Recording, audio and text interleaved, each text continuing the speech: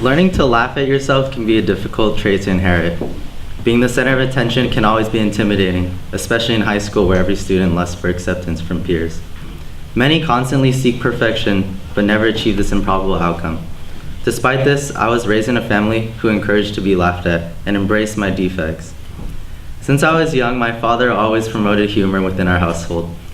Although the word humor carries a joyful connotation, the jokes that were passed could often be fairly brutal. For example, I will never forget the time I showed my parents the grade I got on a spelling test. As a third grader, I felt accomplished when I only got one wrong for any test. I vividly remember bringing my exam home that day, assuming that my parents would be proud of my grade. They took opposite perspectives, as my caring mother congratulated me, while my father began to laugh at me. He even looked closer at the paper to ensure his eyes weren't deceiving him. "How did you misspell the word business?" he said. "You weren't even close." I looked at my test and found the word that I misspelled, which was business. I put the I in front of the S to create the word business. My father continued to make fun of me for hours, exclaiming that I created the dumbest way to misspell business. All jokes aside, my father is a very good parent. He's wise and always does things for a purpose. At that age, I didn't understand the aspect of maturity, and I rushed to my room in tears when he called me stupid. The door opened, and I knew it was him, despite the fact that my head was buried in a pillow. When he sat down on my bed and asked if he could talk to me, I expected an apology, but of course, I never got one. Instead, he told me the meaning of being mature, and to do so, one must understand their flaws and express them. After his speech, he fled to the living room, leaving me to ponder on the ideals he explained. It took me a while to let my emotions calm down, but after a couple minutes, I began to understand his point. I looked up to my father, and I always pushed myself to be like him. I trusted his parenting techniques, therefore I vowed to follow his message and become more open with my imperfections. Over the years, I finally expressed the fact that I cannot spell or pronounce words. My third grade spelling test is one of my many stories that involves me misspelling or mispronouncing various words. Even though my father had been hard on me, I understood his intentions and even created a closer bond with him. Almost a year later, I ran into a similar incident. I was playing on my DS with a friend when a girl named Mackenzie joined our game. Being the now fourth grader who still struggled with spelling and pronouncing words, I blurted out, "Who is Mechanizer?" Yes, I really thought that's how her name was pronounced. I wasn't surprised when my father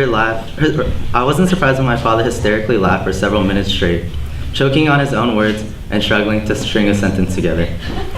The situation was almost exactly the same as my third grade spelling test, but this time I laughed with him. I made a humorous error, and I finally understood that I would make endless amount of mistakes throughout my entire life. Later that day, my father expressed how proud he was of me. He told me how hard it can be to put one's ego to the side and address our mistakes. And to be honest, this conversation meant more to me than being praised for missing only one word on my spelling test. To tie things together, I've learned a lot from my father. Although he roasts me every day for my dumb moments, clothing choices, music tastes, and lack of knowledge, he has taught me the ability to laugh at myself and accept my flaws. As William Arthur Ward once said, "To make mistake is human, to stumble is commonplace, to be able to laugh at yourself is maturity." Thank you.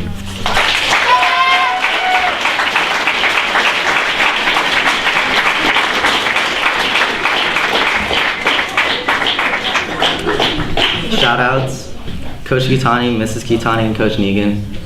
You guys are the reason I came to this school, and without you, I wouldn't have achieved as much as I did in high school. You blessed me with an amazing opportunity, and I couldn't be more grateful for that. Mrs. Hagee and Coach Hagee, you two were the first people to greet me during my school visit in the summer. You introduced me to everyone and treated me as if I was your own son. Thank you for always watching out for me and being my parents on campus. LDS, high school was only fun because of you guys. The group chat always brings a smile to my face even on rough days. I hope we all stay in touch in college. Kelly, when I came to this school, you took me under your wing. You introduced me to our entire grade and always helped me study in classes I struggled in. It's gonna be weird not hearing your judgmental attitude every day. and I will ironically miss it. Good look at Denison, I know you'll kill it out there. Liana and Milana, I'm gonna miss seeing you guys in almost all of my classes. It'll be difficult not hearing you two laugh in every day. It'll be difficult not hearing you two laugh every day in college, whether it be about mac and cheese or Miss Acosta's personal life. I'll miss you too. Aubrey, I've only known you for 2 years, but it feels like a lifetime. I don't really know if that's a good thing or a bad thing, but I know I'll for sure miss you in college. Try not to stress too much senior year.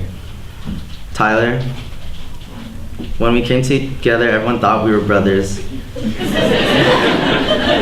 Although we were constantly forced to deny it, I've always viewed you as one. We started the transition of a new school together, and we've stuck together till the end. After all these years of friendship, it's gonna be tough saying goodbye. I love you, man. Jenna, I used to be afraid of you when I was younger, but we have grown close over the years. When I was 7, I used to wish for a sister that wasn't so aggressive. But now I wish I cherished the moments we had together when we were young. I'll miss the times when we made fun of Dad's hearing problems and Mom's knitting addiction. I love you. Mom and Dad, I know I always make fun of you guys, but I do it out of love. My goal in life is to make you two proud, and sometimes I get too caught up in the process. You guys always do the little things to make my life easier, and I love you for that. Thank you for supporting me, and I'll miss you when I'm in college. Thank you.